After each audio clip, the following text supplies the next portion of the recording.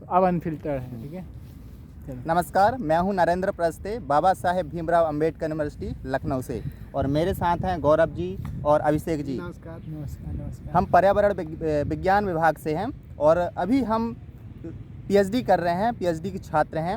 और हमारे देश में अभी जो करंट मुद्दा चल रहा है अरावली पर्वत को लेकर के, उस विषय में हम आज वीडियो बना रहे हैं और आपका भी इसमें सहयोग चाहते हैं, जिसमें हम चर्चा करेंगे। तो गौरव जी आप और अभिषेक जी, जो मुद्दा चल रहा है आपका क्या उस पर लग रहा है, कैसे इसको हम बचा सकते हैं? पहले तो हम ये देखते हैं कि सुप्रीम कोर्ट का उसमें ऑर्डर क्या आया है। ठीक है, सुप्रीम कोर्ट ने ये कहा है कि जो भी जो अरावली पर्वत श्रृंखला है उसमें जो भी जो है 100 मीटर से छोटे है वहाँ पर हम माइनिंग कर सकते हैं। और उसमें सुप्रीम कोर्ट कहता है उसके लिए कि वहाँ पर सस्टेनेबल माइनिंग कर सकते हैं। तो मुझे तो समझ नहीं आता भाई कि किस बात की सस्टेनेबल माइनिंग है वो चीज़। और बाकी अभिषेक जी कुछ कहना चाहेंगे? सस्टेनेबल जैसा कोई चीज़ नहीं होता। वही सस्टेनेबल और इको फ्रेंडली शब्द लगा के हम जैसे लोगों को बेवकूफ़ बनाया जाता है, जैसा गुमराह किया जाता है। हम लोग आधे से ज़्यादा ज़िंदगी सस्टेनेबल और ये इको फ्रेंडली शब्द सुनते आ रहे हैं। और जबकि माइनिंग तो मुझे नहीं लगता कि माइनिंग कभी सस्टेनेबल नहीं हो सकता। क्योंकि दोस्तों अगर माइनिंग कहीं भी हो, किसी भी कारण से हो, तो उसका प्रदूषण उससे निकलेगा, जो भी आस निकलेगा, और एक जगह से रिसोर्सेज खत्म होंगे। आप फ्यूचर के लिए तो कुछ आप सस्टेनेबल बोल रहे हैं, तो आप फ्यूचर के लिए कुछ नहीं कर रहे हैं। हाँ, फ्यूचर के लिए आप सही बात। और आपने आई थिंक अभी मैं रिकॉल नहीं कर पा रहा हूँ, शायद इन्होंने बीच में कोई पहाड़ी को ऐसे ही जो है माइनिंग करा के उसको खत्म कर दिया। बाद में उसमें हाई कोर्ट की नज़र पड़ती है। अब ये कुछ एक अच्छे संकेत नहीं है पर्यावरण के हिसाब से। अगर हम देखें इसको तो this is not a good indicator, है ना। ये सस्टेनेबल टर्म जोड़ के अपना बिजनेस अभी चला रहे हैं और फ्यूचर को देख नहीं रहे हैं। उसकी क्या क्या कॉन्सिक्वेंस है वो अभी ये अच्छे से नहीं करते। तो हमारी रिक्वेस्ट है कि इसके लिए पहले इन्वायरमेंटल इम्पैक्ट असेसमेंट किया जाए, उसके बाद कोई सूचना जारी किया जाए जिसके लिए माइनिंग किया जाए या ना किया जाए, वो बाद की बात है। लेकिन पहले इसकी इन्वायरमेंटल इम्पैक्ट असेसमेंट होनी चाहिए। क्योंकि दोस्त यह सिर्फ किसी एक स्टेट की बात नहीं है, इसमें बहुत सारे स्टेट हैं। जैसे कि यह गुजरात से शुरू होता है और उत्तराखंड तक पहुंचती है। इसमें दिल्ली एनसीआर भी शामिल है, राजस्थान है, हरियाणा, ऐसे दिल्ली। और इसका इम्पैक्ट अगर किसी एक राज्य में ही नहीं होगा, अन्य राज्यों पर भी इसका जाएगा असर। तो इस पर आप क्या कहेंगे सर? क्योंकि जो आदेश है सुप्रीम कोर्ट का वह 100 मीटर बोला गया है, लेकिन वह 100 मीटर में कितना रेंज आएगा? क्योंकि सतह से जब वो खुदाई होगा, जब खनन होगा, तो रिपोर्ट के मुताबिक तो नरेंद्र जी जो है आप ये मानिए 90% जो अरावली है वो तो कटी रही है। हाँ, है कि नहीं। अब आपकी 90% अरावली ही कट रही है, तो आप 10% मतलब ऐसे दिखाने के लिए क्यों दिखा रहे हैं कि हम बचा रहे हैं अरावली को, कि 10% हम उस चीज़ को बचा रहे हैं। तो फिर आप पूरा ही मतलब सस्टेनेबल, आप पहले तो सरकार जो है सर अंधाधुन डेवलपमेंट की ओर जा रही है।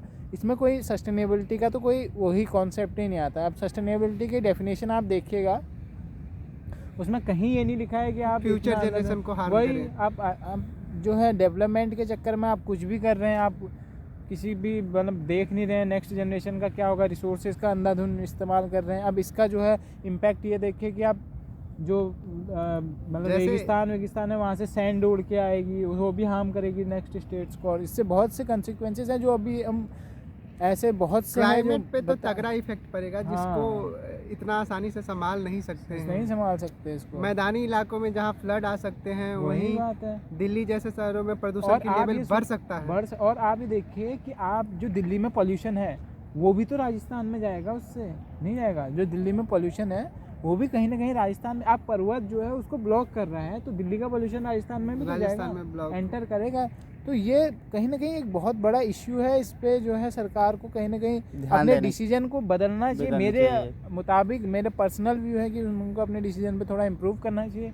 और जहाँ तक मुझे माइनिंग नहीं करनी चाहिए, आपको जो है कुछ और अल्टरनेटिव चॉइस इस पे देखनी चाहिए। बट माइनिंग का तो कोई एक सस्टेनेबल तो नहीं है। अभिषेक जी, आप नरेंद्र जी, मेरे को ऐसा लगता है बहुत सही कह रहे हैं गौरव जी। और अगर खनन होगा तो सिर्फ जो है 90%, जैसा कि आपने बताया, तो 90% बहुत बड़ी जगह होती है। वही तो। लेकिन उस 90% में कई ऐसे अभयारण्य भी शामिल हैं। हाँ। तो अगर यह कटाई होगा, खनन होगा, तो बायोडाइवर्सिटी पे इफेक्ट पड़ेगा। और बहुत सारे जीव जंतु हैं, पेड़ पौधे हैं, इन सभी में बहुत बड़ा असर पड़ेगा। और साथ ही साथ अगर हम देखें तो हमारे वाटर रिचार्ज जो जिस वजह से होता है, हाँ। जो हमारा एक्चुअल में जो बारिश होता है, वर्षा जल होता है, वह कैसे होता है? और उन्हीं तो- की वजह से होता है। तो वो तो क्या कहते हैं, अब ये सोचो आप, इतनी बड़ी श्रृंखला है, कितनी बायोडाइवर्सिटी है वहाँ पे, कितना बायोडाइवर्सिटी है, कितना वो वाटर, क्या कहते हैं, वाटर को वाटर होल्ड रिटेंशन कर रहा है। कैपेसिटी या। उसमें। और आप उसको काट रहे हैं तो कितना वो फ्लड आ सकता है, इरोजन कितना होगा, ये चीज़ें सरकार को ये चीज़ें देख के, हालांकि हम ये नहीं कह सकते कि कुछ तो उसमें रहा होगा कि क्या इस सस्टेनेबल माइनिंग से क्लाइमेट पूरी तरीके से चौपट हो जाएगी। चौपट हो जाएगा। और वैसे ही हम देख रहे हैं कि क्लाइमेट चेंज दिन ब दिन बदल रहा है, हर साल बढ़ रहा है, टेम्परेचर बढ़ रहा है। यही अगर एक इशू नहीं है। आप अभी जो है, अभी करंट जो अभी दिसंबर चल रहा है, दिसंबर लाइन, अब दिल्ली का पोल्यूशन देखिए, अब हम जहाँ स्थित है, हालांकि BBAU अभी comparatively काफ़ी साफ है, क्योंकि हम मेंटेन रखते हैं, लेकिन आप लखनऊ का बाहर का एरिया देखिए, आउटर लखनऊ देखिए, आप जिसमें दिल्ली एयर भी- क्वालिटी इंडेक्स पे खास प्रभाव पड़ेगा इसका। वही तो, अब अभी सीवियर में जा चुका है दिल्ली का पोल्यूशन, उसमें भी ये अब पोल्यूशन का छोड़ के अब अरावली पे इनकी फिर भी ये मतलब डेवलपमेंट के चक्कर में कुछ भी करने को तैयार है। पता नहीं, ऐसा हमें तो एज ए इन्वायरमेंटल स्कॉलर हमें तो समझ नहीं आता, हम इस डिसीजन की बिल्कुल आलोचना करते हैं। सही बात है सर। आपका क्या इसमें राय है? मेरे को तो बिल्कुल आलोचना इस करता पे हूं। पुनः विचार करना चाहिए। उससे हाँ। पहले इन्वायरमेंटल इम्पैक्ट असेसमेंट करें, क्लाइमेट एक्सपर्ट से बात करें कि इस पे क्या इफेक्ट पड़ सकता है, उसको कम कैसे पहले तो माइनिंग नहीं करना चाहिए। वही, और माइनिंग तो अगर कर भी रहे हैं पहले तो एक मेरा जहाँ तक एक ओपिनियन है, मेरा पर्सनल ओपिनियन है कि आप लोगों को सेटिस्फाई करें, आप एक डिबेट में आएँ, या आप किसी एक कॉन्फ्रेंस करें जहाँ खुली पर डिबेट में आए, खुली डिबेट में आए, आप जिसमें एक पब्लिक पार्टिसिपेशन भी हो सही और बात। उसमें उस फील्ड के रिसर्चर होने चाहिए, सही बात, अगर जिससे एक कंक्लूजन पे पहुंच पाएंगे हम लोग। सही बात है। और ये सस्टेनेबल टर्म हमें चिपका दिया गया है कि ये सस्टेनेबल माइनिंग करेंगे।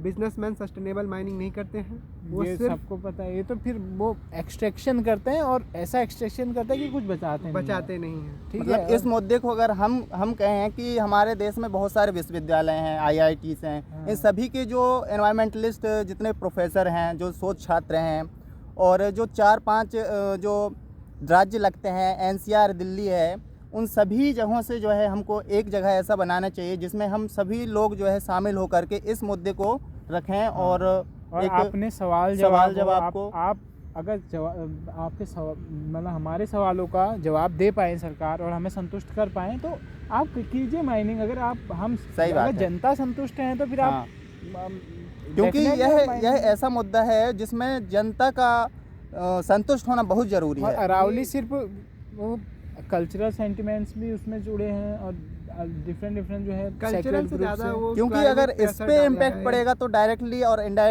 डायरेक्टली हम कहेंगे, क्योंकि इनडायरेक्टली का तो सवाल ही नहीं है, क्योंकि क्लाइमेट चेंज पे बहुत बड़ा असर पड़ेगा। और अभी तो क्लाइमेट इशू वैसे भी बहुत बड़ा है, बहुत बड़ा है, सही बात है। क्लाइमेट का जो है, ये मान के चलिए आप कि अगर आप सिर्फ अरावली की बात नहीं करेंगे, अगर आप जो है ना रियल में सस्टेनेबल डेवलपमेंट की ओर नहीं जाओगे, तो आप ये मान के चलिए कि बहुत जल्द आपको जो है एयर प्यूरीफायर जो है वो मैंडेटरी हो जाएगा। अब तो ये ऐसा टाइम आ चुका है, फिर अब तो बहुत मतलब नेक्स्ट फ्यू इयर्स में आप खुद देखिएगा, आपको एयर प्यूरीफायर वहाँ लगेगा ही लगेगा। आपको रूम में आपके एयर प्यूरीफायर होना ही चाहिए, ये सब चीज़ें। सही बात तो है। इसके लिए मुझे जहाँ तक लगता है कि आपको एक कॉन्फ्रेंस करानी चाहिए, जहाँ आपको सवालों के जवाब देने चाहिए, आपको जनता को कन्विंस कराना चाहिए कि हमने डिसीजन क्यों लिया, और अगर आप जवाब नहीं दे पा रहे हो तो आपको उसमें संशोधन करना चाहिए। आप उसको सुधारिए कि यार आप इसके वीडियो को ज़्यादा लंबी नहीं करेंगे। तो दोस्तों, क्या अरावली बचेगी और कौन इसके लिए जिम्मेदार है, और क्या इसको बचाया जा सकता है, इस मुद्दे को लेकर के हम अगले एपिसोड में ज़रूर मिलेंगे।